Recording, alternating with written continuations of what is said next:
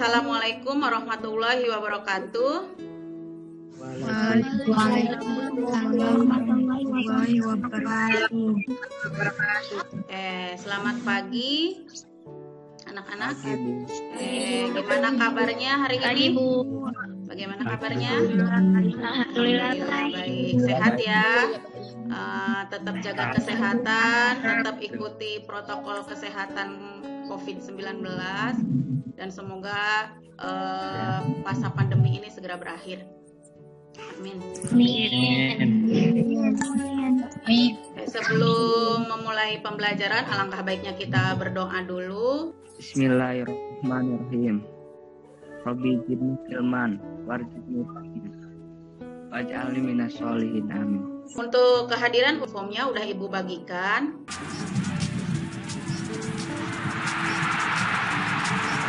Nah, tadi itu tendangannya dari mana? Dari samping, Bu. Oke. Melengkung, iya pinter. Nah, kalau garisnya melengkung itu yang disebut dengan gerak apa? Gerak parabola. Oke, gerak parabola pinter. Nah, di sini tadi itu ada garis melengkung bentuknya ketika dia masuk ke gawang ya. Nah, siapa yang tahu karakteristik gerak parabola? Saya, Bu. Oke, silakan. Jawabannya yaitu perpaduan GLB atau gerak lurus beraturan dan GLBB atau gerak lurus berubah beraturan, di mana GLB pada sumbu X arah horizontal dan GLBB pada sumbu Y pada arah vertikal. Oke, terima kasih Dela. Oke, jadi karakteristik gerak parabola itu tadi dari tayangan yang Ibu tampilkan itu bahwa di sana ada garis melengkung, di mana garis melengkungnya itu tadi terdiri dari gerak lurus beraturan dan gerak lurus berubah beraturan, di mana GLB-nya itu pada sumbu X, GLBB-nya pada sumbu Y, yang udah kita bahas pada pertemuan ke-1, ya, paham? Nah, untuk tujuan pembelajaran hari ini, kita itu masih pakai simulation pad, mengetahui pengaruh sudut elevasi terhadap jarak jangkauan dan tinggi maksimum secara benar. Nah, nanti LKPD-nya udah Ibu bagikan, nanti kalian tinggal dipahami.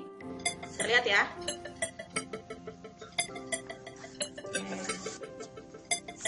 Permainan apa itu?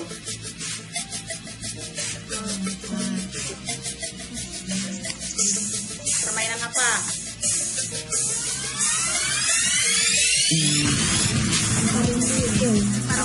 Lempar lembing. Di sana itu ketika dia melakukan lempar lembing itu kan si tangan pas megang tongkatnya itu sampai telentang gitu ya, membentuk kemiringan berapa sampai jarak yang dijangkaunya itu paling maksimal.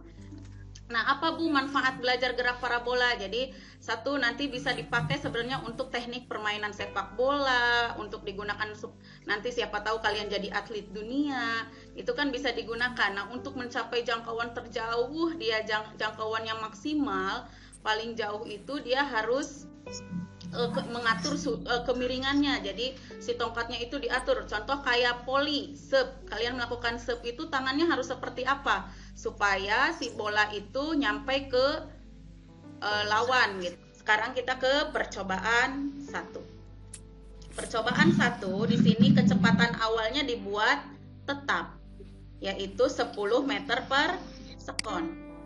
Nah, kalau kecepatannya dibuat tetap, apa yang kita ubah? Yang diubah? Sudut elevasinya. Oke, sudut elevasinya. Seperti kemarin nih, sama. Nah ininya maksimum itu ngukurnya di sini. Jangan di bawah, kalau di sini nggak ada tingginya, pasti tingginya 0. Jadi tinggi maksimum ini di sini. Ini tinggi maksimumnya, ini waktu pada saat dia ada di puncak. Ini juga jarak pada saat dia di puncak. Nah, ini jaraknya sampai puncak di sini. Ini tinggi maksimumnya. Nah, untuk jarak maksimum itu dia ambilnya di sini. Kalau jarak maksimum, jarak ketika dia jatuhnya, jarak maksimumnya 9,56 dan waktunya 1,05 ya. Paham? Paham, Bu. Oke, sip. Untuk percobaan yang kedua. Percobaan yang kedua itu apanya yang dibuat tetap? 45 derajat. Berarti yang diubah apa? Ini Kecepatan awal. Oke, kecepatan awal, pinter. Kecepatan awalnya yang diubah. Nah, di sini kita ubah kecepatan awal dimulai dari 5 meter per sekon. Kita lihat nih, kita gerakan ininya. Nah, kita lihat. Nah, 5 meter per sekon itu kecil jaraknya.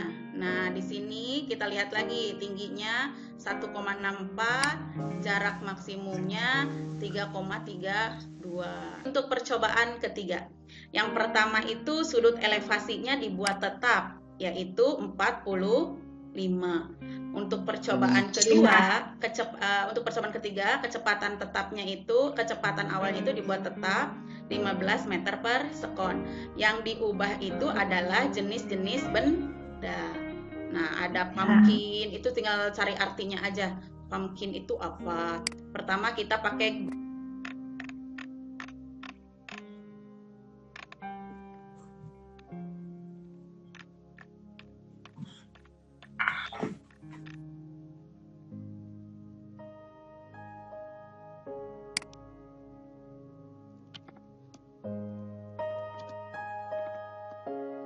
Oh iya.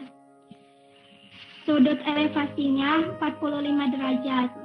Kecepatan awal meter per sekon. 1,5. Ketinggian maksimum 1,64. Jarak maksimum 3,32. Waktu tempuh 0,94. Yang kedua, 10 meter per sekon. Ketinggian maksimal 3,55. Jarak maksimal 11,11. Waktu tempuh 1,57. Ya, Bu. Silakan, Rizka. Kesimpulannya, semakin besar kecepatan awal dan sudut elevasinya, semakin besar juga tinggi maksimumnya. Jarak maksimum semakin jauh dan waktu tempuh semakin lama. Tanpa adanya sudut elevasi dan kecepatan awal, kita tidak bisa menghitung jarak dan tinggi maksimumnya. Oke, terima kasih buat Rizka. Oke, ada lagi bahwa sudut elevasi itu ketika sudut elevasinya tetap, yang diubah itu adalah kecepatan. Jadi pada sudut elevasi berapa tadi ketika jarak maksimumnya paling jauh? 45 derajat. Oke, jadi semakin besar sudut elevasi, maka jangkauannya semakin jauh, tinggi maksimumnya semakin tinggi dan waktu tempuhnya juga semakin lama. Jadi faktor-faktor yang mempengaruhi gerak parabola itu adalah sudut elevasi, tinggi maksimum, dan jarak maksimumnya dan waktu tempuhnya. Dan yang paling utama itu adalah elevasi. Karena sudut elevasi itu yang disimbolkan dengan theta. Yang sudah minggu kemarin kita bahas ada tetanya itu. Nah, sebentar Ibu tampil V0-nya mempengaruhi kecepatan mula-mula atau kecepatan awal. Alpha itu adalah sudut elevasi. Itu untuk X maksimum. Ini untuk Y maksimum tingginya. Tingginya itu ada V0 kuadrat sin kuadrat alpha. Alphanya masih ada V0-nya. Jadi kecepatan awal sama sudut elevasi itu mempengaruhi terhadap tinggi maksimum dan jarak maksimumnya. Oke, terbukti ya. Diskusi kelompok terbaik untuk hari ini, tahap kedua, yaitu kelompok Venus. Oke, tepuk tangan buat kelompok Venus. Oke, kalau untuk individunya yang paling aktif itu Sahal.